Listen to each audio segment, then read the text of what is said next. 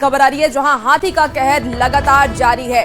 हाथी के हमले से 7 जनवरी को एक महिला और एक बच्चे गंभीर रूप से घायल हो गए। आपको बता दें कि घायल महिला की इलाज के दौरान मौत भी हो गई, जबकि बच्चे की हालत अभी भी गंभीर बताई जा रही है और उसका सदर अस्पताल में इलाज चल रहा है। बता दें पिछले 7 दिनों में हाथी ने 17 लोगों को मौत के घाट उतारा है और हाथी को काबू में करने के लिए पश्चिम बंगाल से टीम को भी बुलाया गया। ओडिशा, नई दिल्ली की स्पेशल टीम भी लगातार कोशिश कर रही है, लेकिन अभी तक हाथी को कोई भी काबू नहीं कर पाया है, कोई भी ट्रैक नहीं कर पाया है। तो लगातार हाथी इन दिनों उत्पात मचा रहा है और चाईबासा से इस वक्त की ये बड़ी खबर है जहां हाथी का कहर देखा जा रहा है और 7 जनवरी को एक महिला और एक बच्चा गंभीर रूप से घायल हुआ, जिसमें कि महिला की तो इलाज के दौरान मौत हो गई, लेकिन बच्चा अभी भी अस्पताल में है जिसकी हालत गंभीर बताई जा रही है। हालांकि देखिए, वन विभाग की टीम भी लगातार कोशिश कर रही है कि हाथी पर काबू पाया जाए, लेकिन काबू पाने में फिलहाल वन विभाग की टीम भी नाकाम है और पश्चिम बंगाल की टीम भी आई है। उड़ीसा, नई दिल्ली से भी स्पेशल टीम पहुंची है झारखंड, जो कि हाथी पर काबू पाने की कोशिश कर रही है, लेकिन हाथी पर अभी तक काबू नहीं पाया गया है। बाहर से अभी फिलहाल हमारे साथ बंगाल का एक्सपर्ट टीम है जो माहौत है और एलिफेंट ड्राइवर्स है, और वाइल्ड लाइफ एसओएस जो दिल्ली बेस्ड एनजीओ है, they are experts, they are also started coming towards Jharkhand. और कियोंझर का टीम भी आ चुके हैं, वनतारा का टीम से भी हमारा बात हो चुका है, वो दे आर आल्सो कमिंग। तो हम लोग को चारों ओर से बेस्ट पॉसिबल इंफ्रास्ट्रक्चर और टेक्निकल एक्सपर्टीज का डिमांड किया हुआ है और अपने वन विभाग के प्रति हम लोग बहुत नाराजगी जताएंगे और आंदोलन भी हो सकता है, क्योंकि इस तरह हर गांव में जान लेना, हर दिन जान ले रहे हैं गरीब परिवार के लोग या तो किसी का भी परिवार के लोग, रास्ता में कोई रात में जा रहे हैं उनका भी जान जा सकता है। इसलिए वन विभाग को अभी हम कहना चाहेंगे कि आप लोग इसको किसी तरह रोकिए, नहीं तो कल और परसों तक में आप लोग यदि इसको नहीं रोकते हैं तो हम लोग आंदोलन में उतर जाएंगे। देखिए, 7 दिन में 17 मौतें हो चुकी हैं, 7 लोग घायल हो चुके हैं। आतंक का खात्मा आखिर कब तक होगा, यही सबसे बड़ा सवाल है। लेकिन अब आपको एक एक करके बताते हैं कि कब कब कितने लोगों की जान गई है। 1 जनवरी की बात कर लेते हैं। सबसे पहले मुफस्सिल और टोंडो क्षेत्र में 3 ग्रामीणों की जान हाथियों ने ले ली। हाथी के हमले से 2 लोग घायल भी हो गए। 2 जनवरी को गोयरकेला क्षेत्र के साइतावा में एक बच्चे की जान हाथी ने ले ली, एक बच्ची को गंभीर रूप से घायल किया गया। 3 जनवरी की अगर हम बात कर ले तो देखिए, अमराई कितापी में एक महिला की जान हाथियों ने ले ली और हाथी के हमले से मृत महिला का पति घायल हो गया है। 4 जनवरी की बात कर लेते हैं तो 4 जनवरी को बिल्ला केंदू कोचा में एक महिला की मौत हो गई और हाथी के हमले से मृत महिला का पति घायल हो गया है। तो ये 4 जनवरी की आपको बात बता रहे हैं। अब 5 जनवरी का बताएं आपको, तो 5 जनवरी को सोबा गांव में एक ही परिवार के 3 लोगों की जान चली गई। अब आपको बता रहे हैं कि कोइलसूता गांव में एक युवक की मौत हो गई और हाथी के हमले से एक बच्ची गंभीर रूप से घायल हो गई। चलिए 6 जनवरी की बात करें, क्योंकि 7 दिन की अगर हम बात कर रहे हैं, आज 8 तारीख है, तो 6 जनवरी को बबादिया गांव में 3 बच्चों समेत 6 लोगों की जान चली गई और एक ही परिवार के पति पत्नी और 2 बच्चों की मौत हो गई। 2 अन्य लोगों की भी जान चली गई है। तो हाथियों का आतंक आप समझ सकते हैं इससे कि कितना ज्यादा है और इसी से दहशत में भी लोग नजर आ रहे हैं। 7 जनवरी की बात कर ले तो सियाल जोड़ा गांव में एक महिला की जान चली गई, एक बच्चा भी गंभीर रूप से घायल है और उसका फिलहाल इलाज चल रहा है। तो हाथियों का आतंक लगातार देखा जा रहा है और देखिए, इस पूरी खबर पे ज्यादा जानकारी के साथ रुपेश प्रधान हमारे साथ सीधे फोन लाइन पर जुड़ गए हैं। रुपेश के साथ सीधे जुड़ते हैं। रुपेश, 7 दिन 17 मौतें, आखिर कब तक हाथियों पर काबू पाया जाएगा? क्योंकि लगातार बाहर से भी टीम को बुलाया जा रहा है, वन विभाग की टीम भी कोशिश कर रही है। क्या जानकारी फिलहाल वन विभाग की टीम से और वनतारा की टीम की तरफ से दी गई है? कब तक हाथी पर काबू पाया जाएगा? देखिए, अभी पिछले 2 दिनों से पश्चिम बंगाल, उड़ीसा और झारखंड 3 स्टेट की टीम लगी हुई है। सियाल जोड़ा में अंतिम जो घटना हुई थी और उसी आसपास के क्षेत्र में हाथी का लोकेशन अभी बताया जा रहा है। बीती रात को वनकर्मियों से जो जानकारी मिल रही है, बीती रात को कुछ ग्रामीण और एक दो वनकर्मियों को भी ये हाथी उस क्षेत्र में नजर आया था, लेकिन उसके बाद फिर वो जंगल में गुम हो गया। तो अभी तक हाथी पूरी तरह ट्रैक नहीं हो पाया है, लेकिन उसी क्षेत्र में उसका लोकेशन बताया जा रहा है। और अब रांची से पीसीसीएफ भी चाईबासा पहुंच चुके हैं और अधिकारी लगातार इस पर मॉनिटरिंग कर रहे हैं। 3 स्टेट की टीम वहां पर, ओडिशा की वाइल्ड लाइफ की टीम, बंगाल की स्पेशल टीम और झारखंड की भी टीम वहां पर मौजूद है और हाथी को लगातार ट्रैक करने का प्रयास किया जा रहा है। रात के समय भी थर्मल इमेजिंग कैमरा के माध्यम से उसे ट्रैक करने का प्रयास किया जा रहा है, लेकिन अब तक पूरी तरह ट्रैक करने में अगर कहा जाए तो उसे टीम असफल रही है। लेकिन आज पूरी तरह युद्ध स्तर पर तैयारी की जा रही है कि किसी तरह इस हाथी को ट्रैक किया जाए उस क्षेत्र में, चारों ओर से वन कर्मियों द्वारा नजर रखकर, और उसे आज ट्रैंकुलाइज कर दिया जाए। एक राहत की बात है कि बीती रात को हाथी ने कहीं कुछ नुकसान नहीं पहुंचाया है। लगातार 6 दिनों तक, 6 जनवरी तक लगातार लोगों की जान ले रहा था, लेकिन बीती रात को कहीं हाथी ने अटैक नहीं किया है। ये एक वन विभाग के लिए और क्षेत्र के लोगों के लिए भी राहत की बात है। रुपेश, बिल्कुल 17 लोगों की जान चली गई है। ऐसे में लोगों को बचाने के लिए फिलहाल विभाग की तरफ से क्या कुछ गाइडलाइन जारी किए गए हैं जिसका लोगों को पालन करना चाहिए ताकि वो हाथी से बच सके? देखिए, विभाग द्वारा पिछले 3-4 दिनों से ही, जब से लगातार घटना शुरू हुआ, तो क्षेत्र में वनकर्मी, फॉरेस्ट गार्ड जो हैं घूम घूम कर लोगों को अलर्ट कर रहे हैं। माइक के माध्यम से अनाउंस कर भी लोगों को जानकारी दिया जा रहा है कि आपके क्षेत्र में एक खतरनाक और आक्रामक हाथी घूम रहा है, जो कि रात के समय मूवमेंट उसका हो रहा है और लोगों पर हमला कर रहा है। इसीलिए लोग बाहर नहीं निकले रात में, और खलिहान में जो लोग सोते हैं अपने झोपड़ी में, वो भी बाहर नहीं सोए। इस तरह का अलर्ट लगातार जारी किया जा रहा है और इसके माध्यम से लोगों को जागरूक किया जा रहा है कि इस हाथी के चपेट में आने से बचने के लिए रात को कहीं मूवमेंट भी नहीं करें, अति आवश्यक जब तक नहीं हो। ठीक है। तो इस तरह की ऑपरेशन के दौरान जागरूकता अभियान भी वनकर्मियों द्वारा अब चलाया जा रहा है। जी ठीक है रुपेश, आप नजर बना के रखिए क्योंकि अलग अलग टीम आई है, बाहर से भी टीम आई है और वन विभाग की टीम भी लगातार कोशिश में तो जुटी है, लेकिन देखना होगा कि कब तक हाथियों के आतंक से झारखंड वासियों को मुक्ति मिलती है। तो देखिए, चाईबासा से आपको एक खबर बता रहे थे जहां अब हाथियों पर काबू पाने के लिए लगातार टीम जुटी हुई है।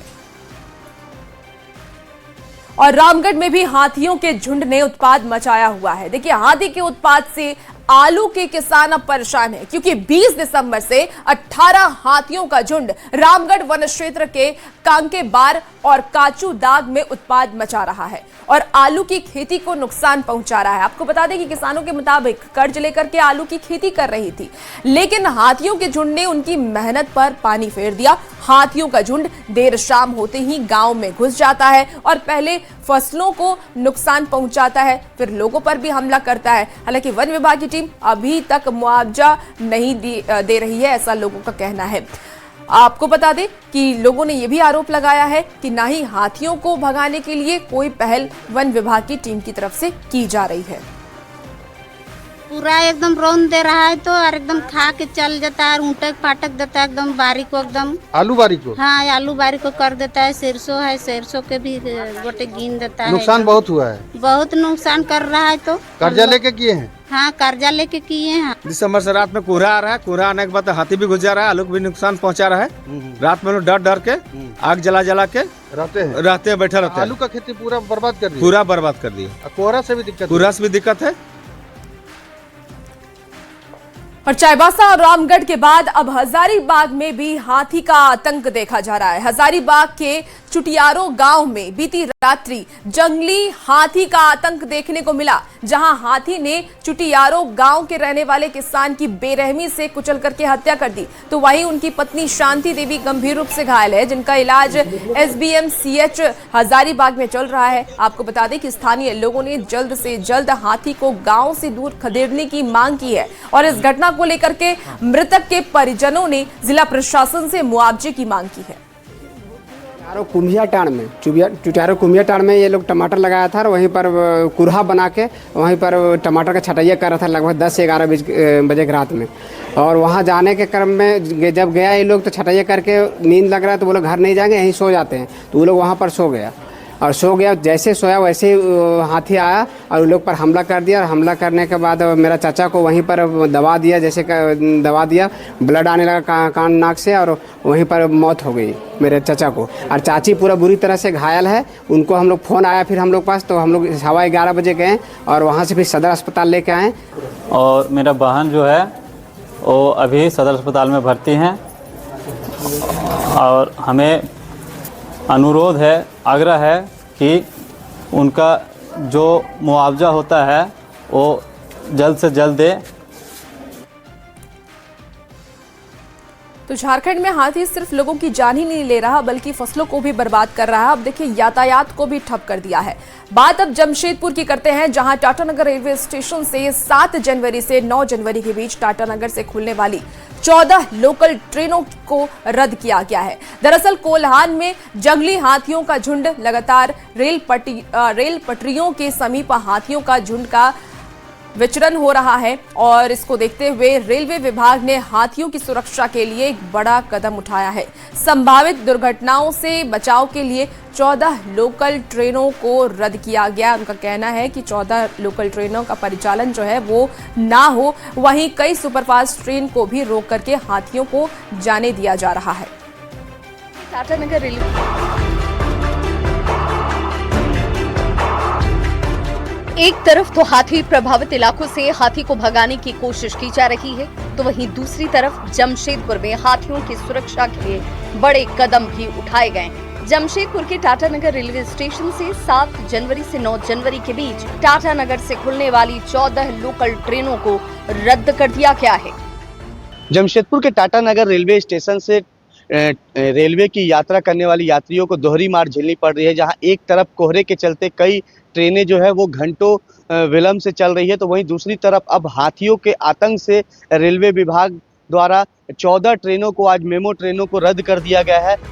दरअसल कोल्हान में रेल पटरियों के पास हाथियों का झुंड घूम रहा है, जिसे देखते हुए रेलवे विभाग ने हाथियों की सुरक्षा के लिए एक बड़ा कदम उठाया। संभावित दुर्घटना से बचाव के लिए 14 लोकल ट्रेनों के परिचालन को रद्द कर दिया गया है। 7 तारीख से लेकर 9 जनवरी तक लगभग टाटानगर रेलवे स्टेशन से खुलने वाली 14 ट्रेनों मोमो ट्रेन को जो है वो रद्द कर दिया गया है, जिसमें टाटा बड़बिल, टाटा चकदरपुर, टाटा खगड़पुर, टाटा गोवा, तमाम इसी तरह की कई ट्रेनें जो है वो 14 ट्रेनों को रद्द कर दिया गया है, क्योंकि लगातार घटनाएं बढ़ते जा रही थी। ट्रेन की चपेट में आने से हाथियों की मौत हो रही थी। हाथियों की सुरक्षा के साथ साथ यात्रियों की जान माल की सुरक्षा को प्राथमिकता देते हुए ये कदम उठाए गए हैं। वहीं सरकार के इस कदम से ट्रेन की चपेट में आने से हाथियों की मौत पर भी लगाम लगाया जा सकेगा।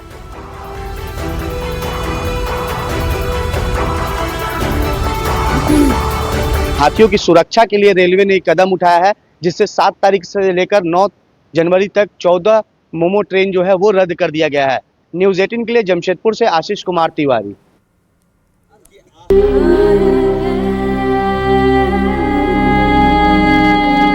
बच्चा नहीं मिलेगा तो हम लोग जीते जीते मर जाएंगे सर।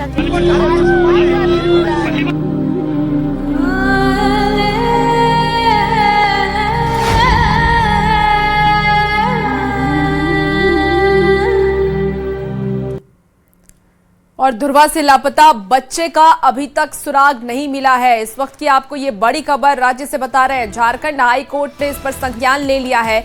बच्चे नहीं मिलने पर हाई कोर्ट अब चिंतित है। 2 जनवरी से लापता हैं अंश और अंशिका। इस वक्त की ये बड़ी खबर रांची से सामने आ रही है, जहां धुरवा से 2 बच्चे लापता हुए थे, अंश और अंशिका, जिसका अभी तक सुराग नहीं मिल पाया है। झारखंड हाई कोर्ट ने अब इस पर संज्ञान लिया है। बच्चे के नहीं मिलने से झारखंड का हाई कोर्ट चिंतित है। 2 जनवरी से ही दोनों बच्चे लापता हैं और 2 जनवरी से धुरवा थाना क्षेत्र से अंश और अंशिका लापता हैं, जिस कारण पूरी रांची चिंतित है। लेकिन बच्चों के लापता होने के मामले में पुलिस की कार्यशैली पर विपक्ष लगातार अब सवाल उठा रहा है।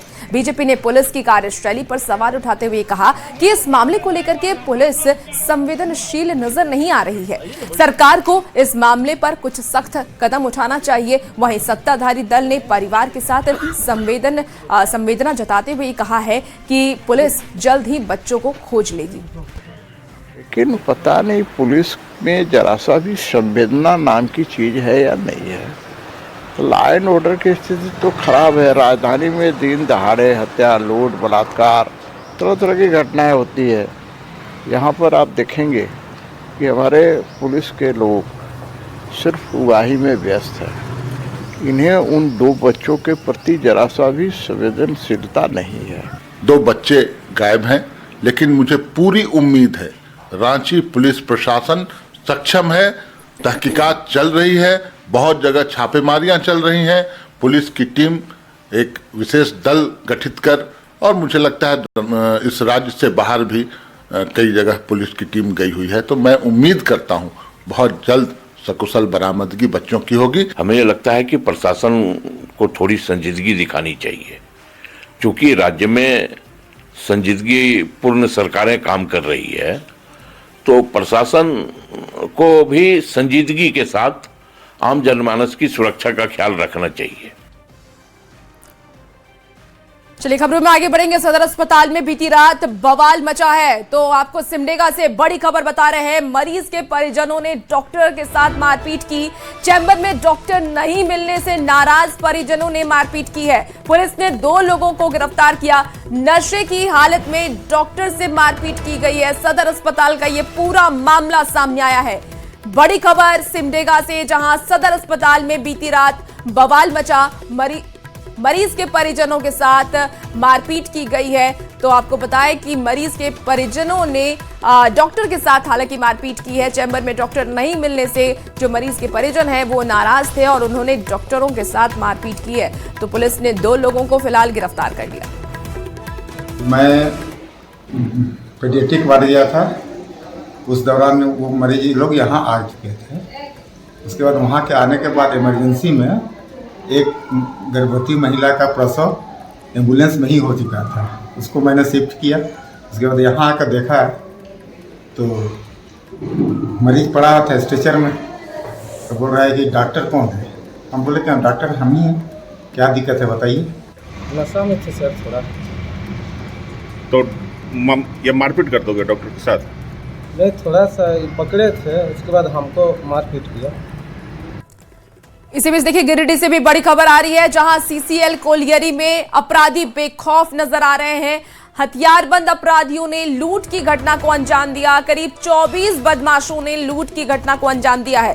तो आपको बता दें कि कर्मियों को बंधक बना करके लूट की घटना को अंजाम दिया गया। लोहा समेत कीमती सामान की लूट की गई। घटना के बाद सीसीएल में हड़कंप मचा हुआ है।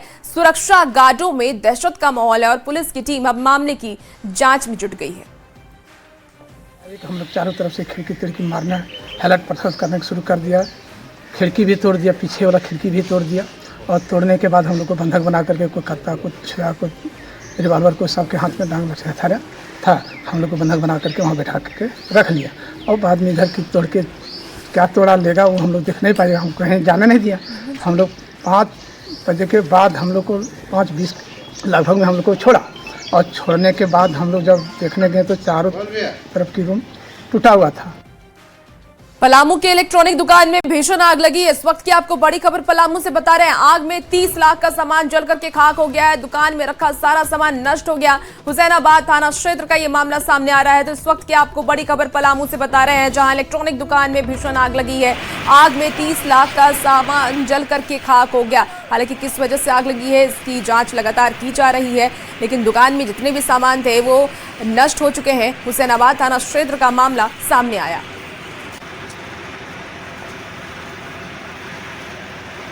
ये तस्वीरें भी आपको दिखा रहे हैं। देखिए किस तरीके से दुकान में आग लगी, धू-धू कर ये आग जल रही है। हालांकि तुरंत ही फायर ब्रिगेड की टीम को इस बात की जानकारी दी गई। फायर ब्रिगेड की टीम मौके पर पहुंची और आग पर काबू पाने की कोशिश जारी है।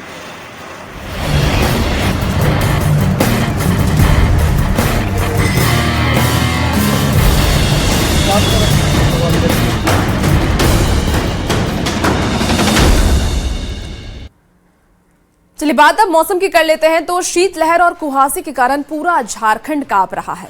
बुधवार को खूंटी समेत 4 जिलों में न्यूनतम तापमान 5 डिग्री के नीचे पहुंच गया है। रांची से सटे जो भी जिले हैं वहां पर न्यूनतम तापमान 0 डिग्री से भी नीचे चला गया है, जिस कारण यहां पर ओस की बूंदें पूरी तरीके से जम गई हैं। मौसम विभाग के अनुसार राज्य में अगले 2 दिन भी कड़ाके की ठंड रहने वाली है। मौसम विभाग की तरफ से ये चेतावनी दी गई। राजधानी रांची में ठंड का कहर बढ़ चला है। न सिर्फ राजधानी बल्कि कहें तो पूरे झारखंड में ठंड का कहर इन दिनों देखने को मिल रहा है। खासतौर से बात की जाए तो मैक्लुस्कीगंज में जहां पारा जो है वो 0 डिग्री से भी नीचे चला गया है, तो वहीं राजधानी रांची में भी 6 डिग्री के आसपास ये पारा जो है वो पहुंच चुका है, जिससे लोगों की परेशानी बढ़ी हुई है। हम जानने की भी कोशिश करेंगे सर, जो ठंड है वो कितना सता रही है और कितना इधर तो ठंड बहुत बढ़ गई है। 2-3 दिनों से ठंड बहुत बढ़ गया है।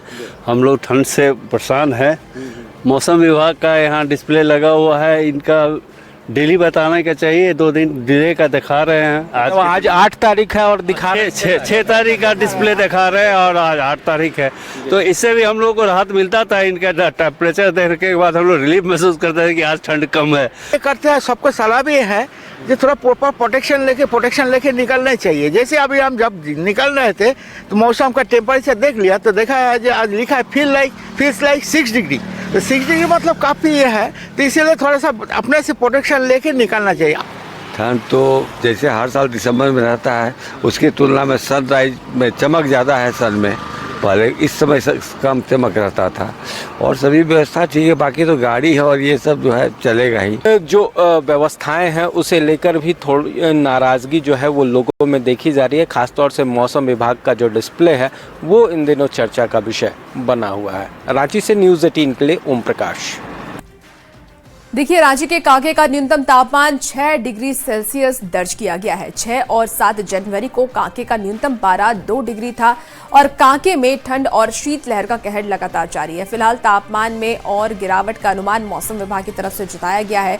वहीं हम अगर मैक्लुस्कीगंज की बात कर ले तो देखिए तापमान 0 से नीचे पहुंच गया है। बुधवार की सुबह मैक्लुस्कीगंज का जो पारा है वो -0.5 दर्ज किया गया। जमीन पर ओस की बूंदें बर्फ में तब्दील हो गई। वो तस्वीरें भी टीवी स्क्रीन पर आपको दिखा रहे हैं। और इसी के साथ वक्त हो चला।